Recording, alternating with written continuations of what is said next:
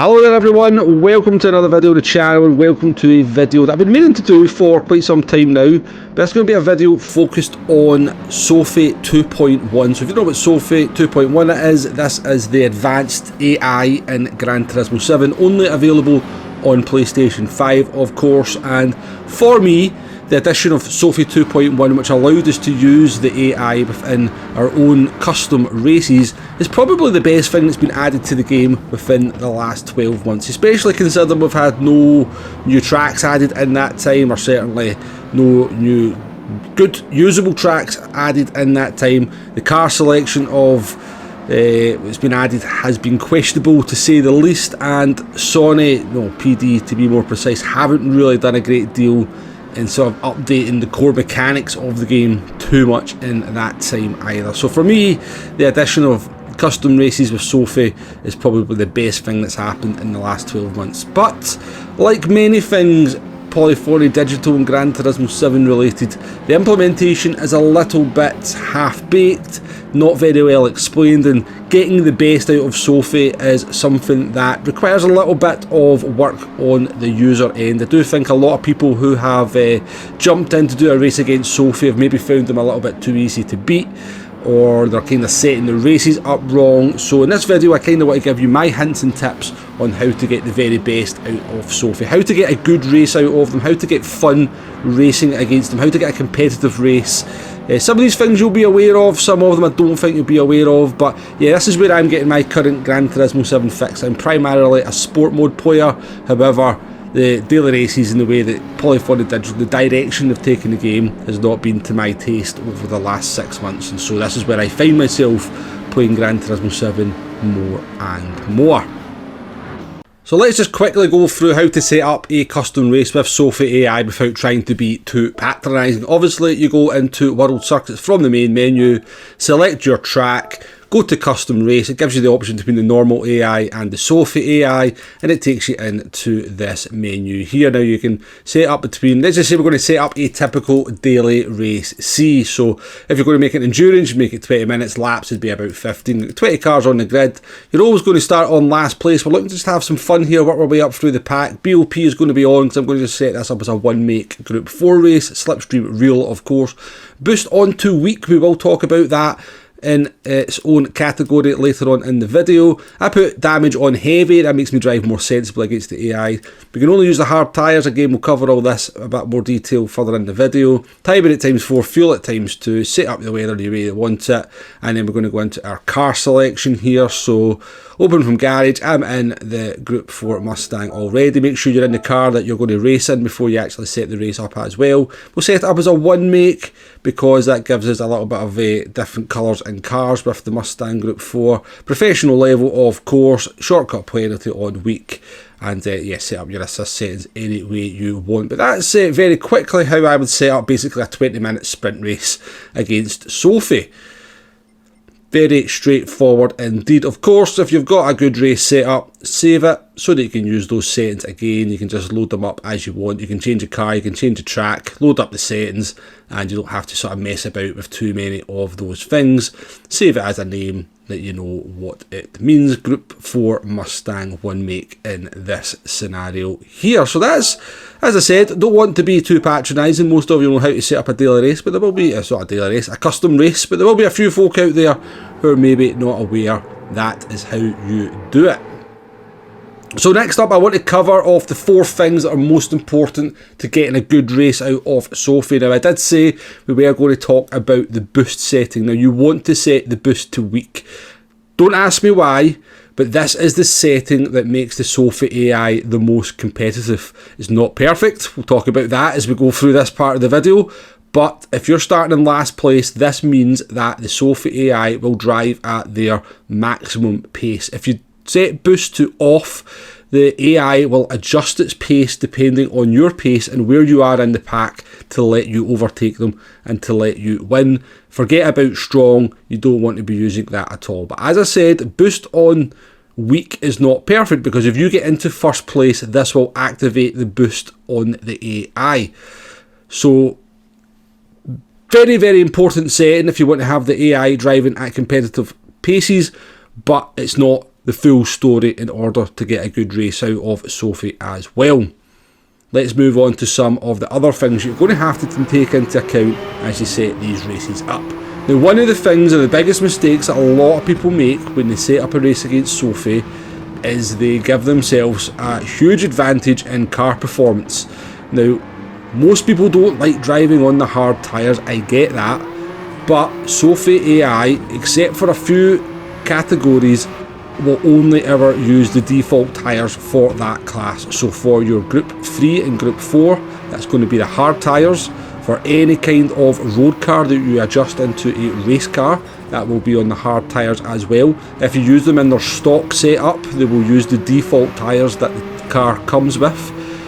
Your Group 1, like we're in here at the moment, and the Group C cars, they use the racing mediums, as do the Group 2 cars. And if you use the Super Formula, they will use the racing soft tyres. Now, if you go into a race on racing soft tyres up against Sophy AI on hard tyres, you're going to have a huge advantage as well.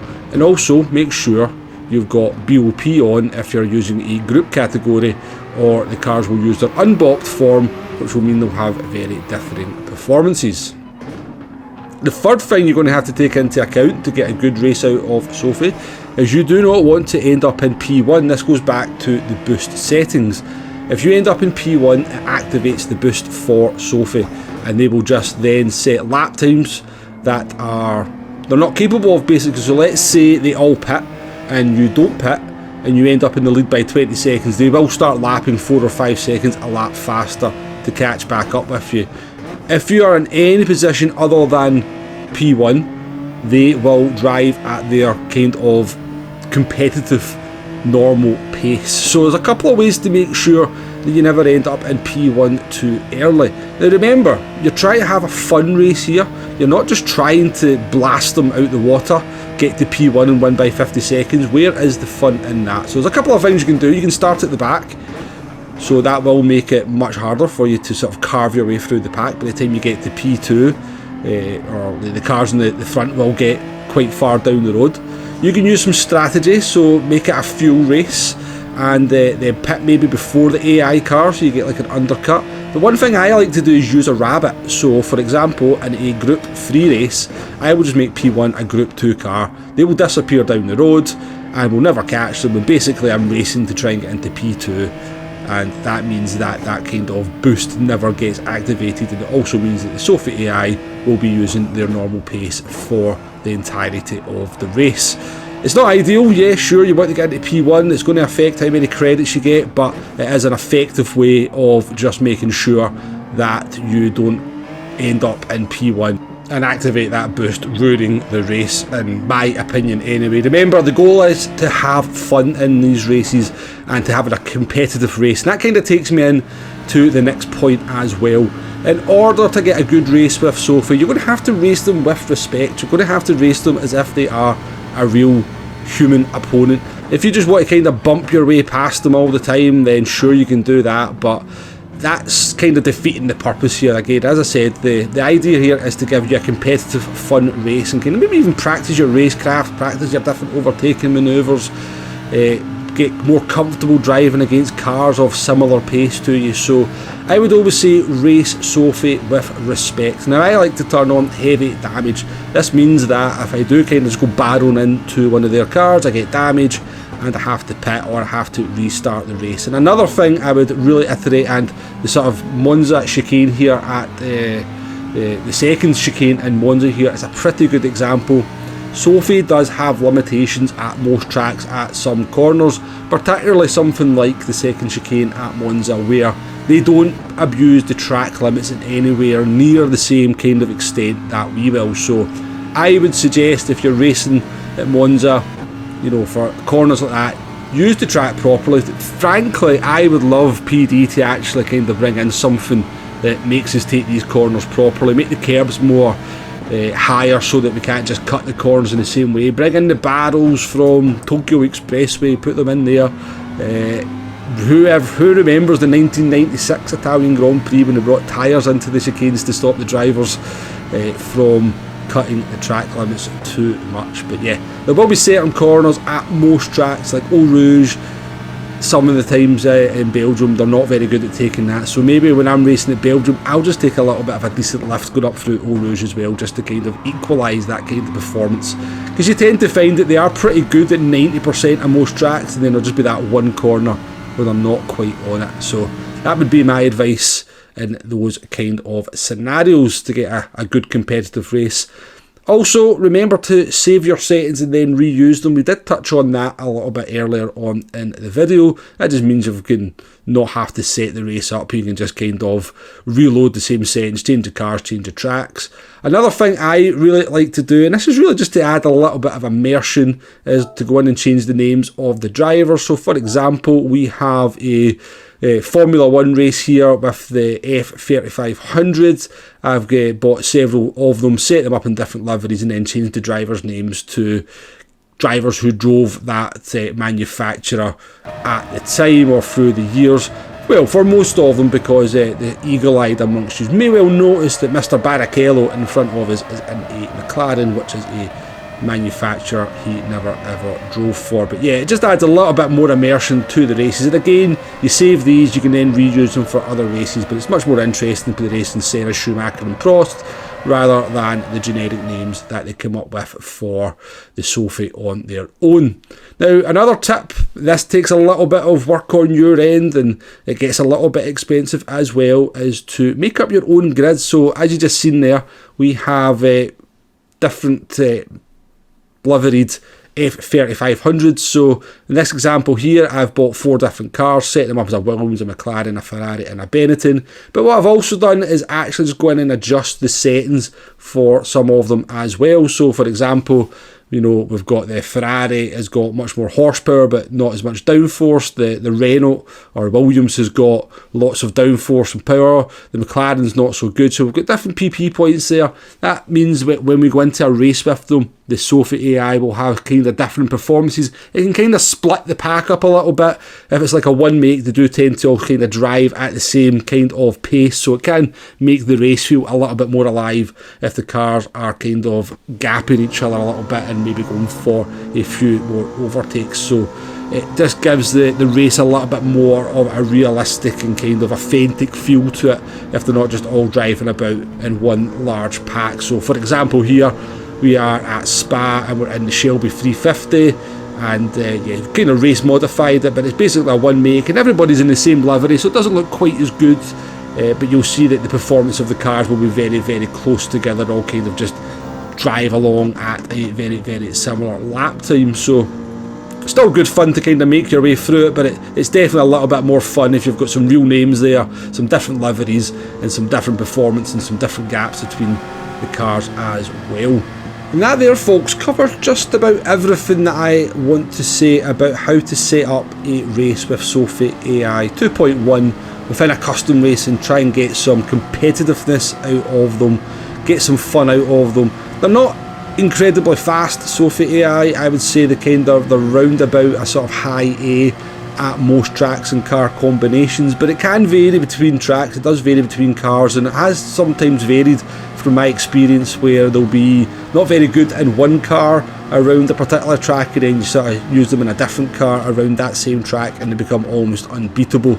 But yes, boost set to weak, don't try to get to P1 too early, respect Sophy like you would your online opponents if they were human, and take little kind of nuances like don't abuse the track limits maybe like you normally would in certain corners where you can see that Sophy AI is not doing the same.